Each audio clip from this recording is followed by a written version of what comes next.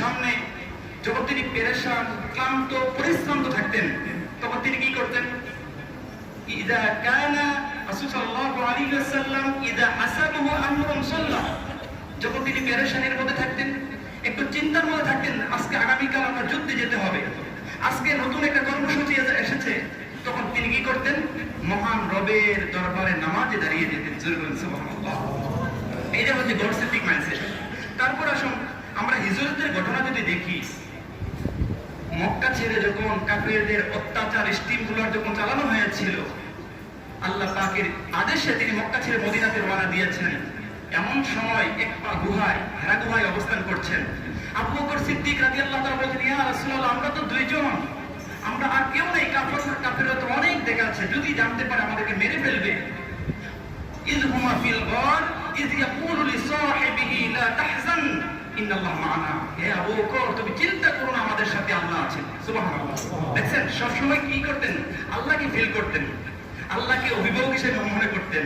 হযরতে আলী রাদিয়াল্লাহু তাআলা বলেন, মাসউদ রাদিয়াল্লাহু তাআলা বলেন, যখন আগামীকাল আমরা বদরের যুদ্ধে অংশগ্রহণ করব, এখন যিনি দায়িত্বে থাকেন, যিনি সিপাহ সালার দায়িত্বে থাকেন, তিনি বিভিন্ন বিষয় নিয়ে চিন্তা করেন কিভাবে করা যায়, কিভাবে খাবার রান্না করা যায়, বিপদের সময় অসুস্থ হলে চিকিৎসার কিভাবে ব্যবস্থা করা যায়, সেই চিন্তা করতেন। এই ব্রিফিং দিয়ে আল্লাহর হাবিব সাল্লাল্লাহু আলাইহি সাল্লাম সারা রাত নামাজের মধ্যে সাজদায় পড়ে পড়ে আল্লাহর দরবারে তার সম্পর্ক জুড়ে দিয়েছেন। জুরুকুন আল্লাহু আকবার।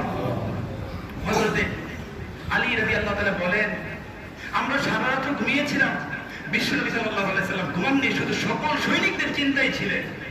হযরতে আবু বকর সিদ্দিক রাদিয়াল্লাহু তাআলা বলেছেন, আল্লাহর হাবিব সাল্লাল্লাহু আলাইহি সাল্লাম যখন দোয়া করতেছিলেন, তার শরীরের মধ্যে যে একটা জামা ছিল, সেই জামাটা লেন্ডের মধ্যে পড়ে গিয়েছিলেন। সুবহানাল্লাহ। এটা হচ্ছে গড সেন্ট্রিক মাইন্ডসেট। তাহলে আপনার সাথে আমার সাথে মিলানোর চেষ্টা করি, রাসূল সাল্লাল্লাহু আলাইহি সাল্লাম কতটুকু গড সেন্ট্রিক মাইন্ডসেটের অধিকারী ছিলেন, আমরা কতটুকু মাইন্ডসেটের অধিকারী আছি। তারা দুই নম্বর আসুন ভিশন ওরিয়েন্টেড। রাসূল সাল্লাল্লাহু আলাইহি সাল্লাম অর্থাৎ দূরদর্শিতা, রুয়ায়াতুল মানহি, অর্থাৎ ভবিষ্যৎ আগাম অনুমান করতে পারতেন। তিনি একটা পরিকল্পনা করেছেন, একটা ব্রিজ করবেন মনে করেনি, ব্রিজটা 50 বছর একটা পরিকল্পনা, 50 বছর যাবে, 100 বছর যাবে, দীর্ঘমেয়াদী পরিকল্পনা রাসূল সাল্লাল্লাহু আলাইহি সাল্লাম করতেন, যে সাহাবায়ে কেরামরা উপলব্ধি করতে পারতেন না।